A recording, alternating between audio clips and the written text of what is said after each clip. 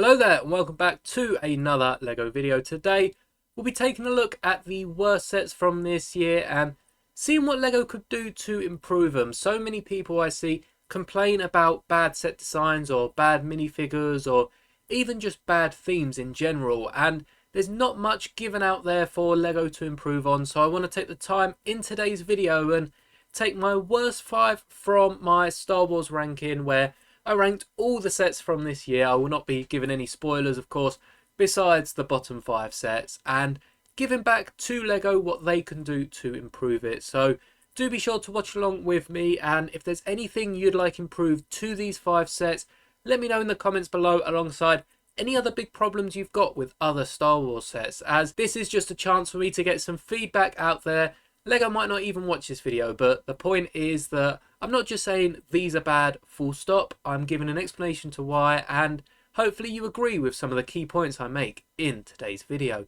Of course, a bunch of Star Wars sets are retiring this year, so be sure to check them out on LEGO, of course. We don't hate LEGO.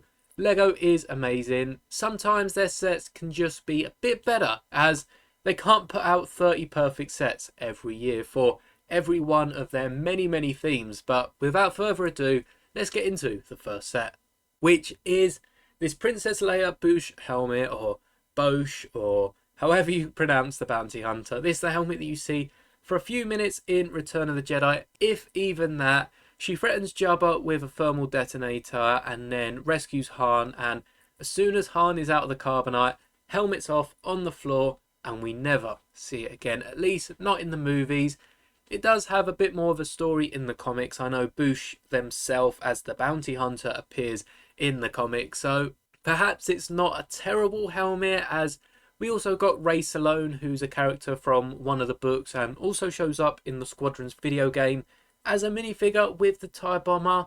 But this isn't a minifigure, this is a set based around this helmet, which again had a few minutes screen time, and I'm afraid to say this is probably the last LEGO Star Wars helmet we'll get for quite some time.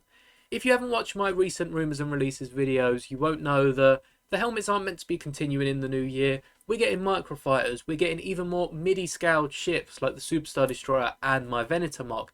And we're even getting some mechs, which is really nice to see in Star Wars, but there are no helmets currently being worked on. We might see them in a few years, and they might do a helmet every so often. I can definitely see the helmets returning for Attack of the Clones Anniversary, Revenge of the Sith, and perhaps a few more Clone Troopers coming out, or even Mandos when the new season comes out. However, for now, we have to say goodbye, and I think this set is one of the problems with the line. There were so many helmets and heads they could have done.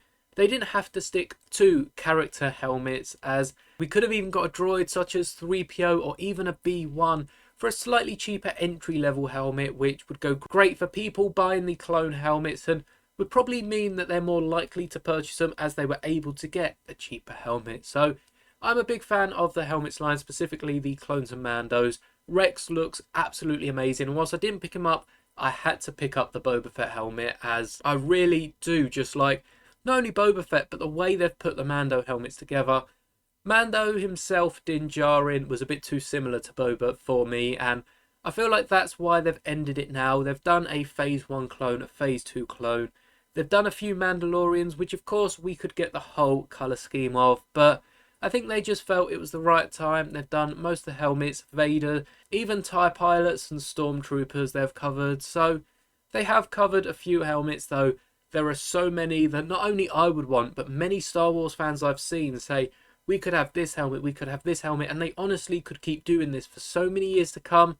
It's just a shame that the one they ended on was this Boushh helmet. Now, it came out in the same wave as that Phase 2 Rex and Phase 1 Cody, which in themselves are great helmets, especially the Phase 2 clone. But to have Boushh with it, 40 years of Return of the Jedi, they wanted a Return of the Jedi helmet. I just think there were more practical ways. They could have even done the Endor helmets that go very nicely with the Endor diorama they also published for this year. And we've seen helmets done before. Batman's got the cowl out, and even Star-Lord's just got his mask without any of the rest of the helmet, which they've advertised as more of a pen pot than a helmet. But there is just so much LEGO could have done here. An Endor helmet would have been great, especially with all the custom Luke and Leia faces that I'm sure would have been built into it at some point. But for now, it's goodbye. We can only wait to see what the future holds. Another disappointing set. The minifigures here are amazing, and the set from above does look amazing. In fact, if you go through each and every image here, the set looks amazing. The problem is what they don't show you, and that is the underside of the model. It's just grey. There is no detailing on the bottom, and there's not much detailing at all on the bottom of the ship. And a ship that can fly vertically, it looks great when it's landing, but I've seen this displayed in Lego stores next to the Chewbacca, which has its own issues, but the bottom of the ship is just plain grey, and it's really not a good look for this model, especially when you're paying £65. I'd rather see this closer to the £70-75 mark, and just added the same plates on the top, just on the bottom of the ship. That's all we needed. The design is a bit different on the bottom of the ship, but it was a few dark red plates, and this set would have been amazing. It's just the underside and the unseen angles just don't do well for this model. But again, the minifigures are great. We are getting 4 brand new, so far exclusive minifigures to this set, and I'm sure Ahsoka will probably come out in a cheaper set at some point, because whether it will be season 2 or they'll just release a microfighter with her in her T6 next year, which I would love to see, but wouldn't be great for this ship, as the bottom of the ship is just a disappointment. Lego give so much detail and put so much thought into their sets. I'm surprised that this went through all the checks they do. I just guess they didn't deem it was important enough for the model. But besides that, it's a great set. The cockpit, I'd have no problems with, because yes, it could be bigger, but they'd have to make the whole model bigger. And the functionality of the wing spinning isn't perfect, but it's pretty close to it. So the only biggest problem I'd have with this is the underside of the wings. And that brings us on to a Mandalorian set, one of 2 that is in this bottom 5 actually. And again, this Bo-Katan minifigure is one of the best minifigures we've seen from Star Wars this year. A lot of minifigures, I guess, share that title, but it's one of the best minifigures we have got. And the introduction of the long-awaited Darksaber element, I've already got 5 of them, so that shows how much I love that piece. And the set itself is just very repetitive. The spider tank itself doesn't actually include the creature that pilots it, and we see it for a few seconds. I would have much preferred a build of Mandalore, maybe the Great Forge at some point, and that could have even given way to more minifigures coming in the set.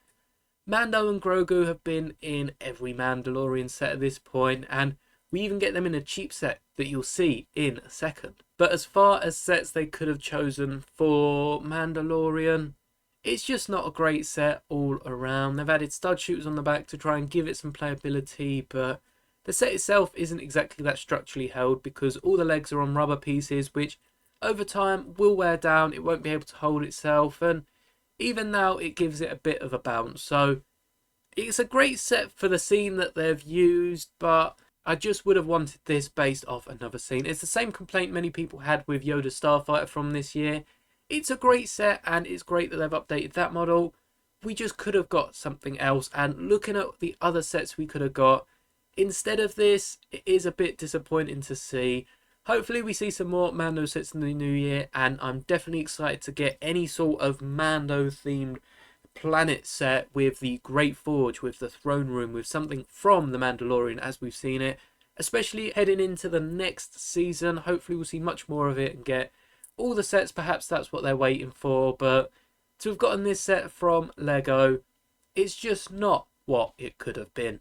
That brings us on to the next set. This set is great. Minifigures to include the new helmet printing from the UCS Razor Crest on a properly coloured helmet in such a cheap set for 13 quid.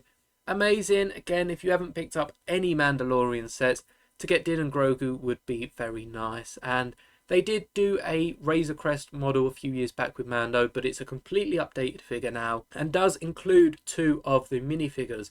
However, this set is a bit more pricier than the other microfighters, and you are getting the 2 minifigures. One is Grogu, which is literally 2 pieces. It's not a full minifigure, but he is counted as a character, so that can make sense why it's not $8.99 and is in fact $12.99. But the model itself wasn't great. I did use a Rubricable model, which the video is up for, which makes this set look so much better. It is actually more proportional to an N1 that did flies, and I think they could have put a bit more time into it. It's only a small model, so perhaps not as much time and effort is dedicated to this. There's probably only one designer that gets a few hours to build this ship, so they have done well if they are limited on it. But then again, LEGO shouldn't be rushed, and they should just design models until they're ready to put on the shelf.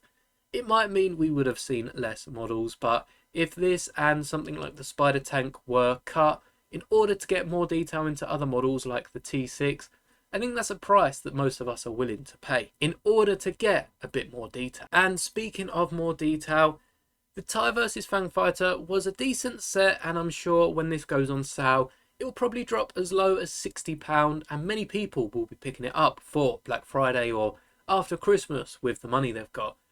But it's just after seeing the TIE Fighter and the X-Wing models we got for £35 and £45 respectively, it's just a shame that you get roughly the same pieces, you're getting half the minifigures, and yet it's over the price. Instead of the £80, which would buy you both the TIE Fighter and X-Wing, this costed £90, where instead of 7 minifigures, you're getting 4, of which Mando takes up a slot. Again, they need to stop including Mando in all these Mando sets. I understand that if someone just wants to buy this set, they want them to have Mando, but now we've got the Microfighter that is $12.99, is on the cheaper side of LEGO. I don't think they need to include Mando to take up a minifigure slot of this £90 set. It's just truly a waste of a minifigure. We get a TIE pilot, and we also get a droid, which we don't even see in the battle. In any of the battles, there's no place for the droid, so get rid of the droid, get rid of Mando, and perhaps give us Axe Woves and perhaps even another Imperial such as Gideon, who, though is rumoured to appear next year, we could have even got one of the other Mando characters that were already on the planet and were underground, because they do attack during this scene, and there's just better minifigures than Mando and a random Imperial droid, which we did get with the TIE Fighter, so they've included some things that perhaps they could have omitted, and the best thing for them to do would have been to have sold the Imperial Interceptor and the Fang Fighter as separate models. Even if they cost £45, we would have likely have gotten 4 minifigures with each of them. 4 Mandos, 4 Imperials. They could have given us Gideon with that set, or perhaps even an Imperial from the original trilogy, such as Tarkin, in an updated minifigure form. And yes, people that want an Interceptor will be paying £90 for both these models. Likewise, people who just want a Fang Fighter will pay £90 for both these models. But the chances is the Interceptor can be built with the old TIE model, which currently is still on shelves before it retires later this year.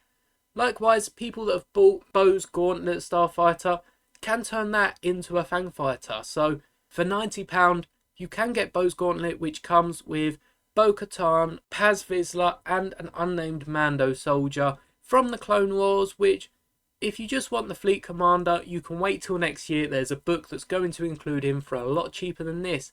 And you'd get the Fleet Commander with the 3 Clone Wars figures, and you could even change the Gauntlet back into the Gauntlet if you wanted at any point, whereas this is just a bit overpriced, you're not getting your value, and because it's an expensive set, they haven't included any more minifigures. I'd love to see this as 2 sets, £45, 4 figures each, 4 Mandos. Perhaps Mando could have still taken up a slot, and we would have got the Mando Fleet Commander, perhaps the updated Bo-Katan, and then of course Axe Woves, whereas the Imperial Interceptor would have included a pilot, of course. They could have still included the droid, as we tend to get a droid. We can even have got not Moff Gideon, but 2 of the Super Commandos that he uses to fight the Mandos, and Moff Gideon can come in a set next year, because that would have been really amazing to get.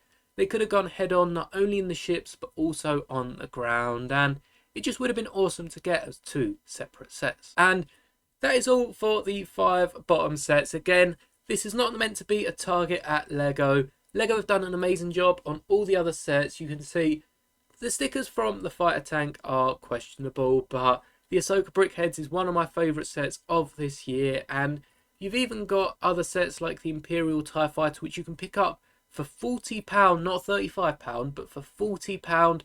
I'm sure it'll be on sale for 30 odd quid. You can turn that into an Interceptor, into Vader's TIE, into a bomber, into nearly any sort of TIE variant model. So There are better models to pick up if you want a Interceptor by itself, but of course you can check out on lego.com all these sets that are retiring soon. I'll probably end up doing a video closer to the end of the year, especially with the Black Friday deals that we're expecting next week. I'll show you just how to find them and where I found the best deals. So stay tuned, subscribe for that, and drop a like on this video if you did enjoy it. And that is all for today. So as always, may the bricks be with you.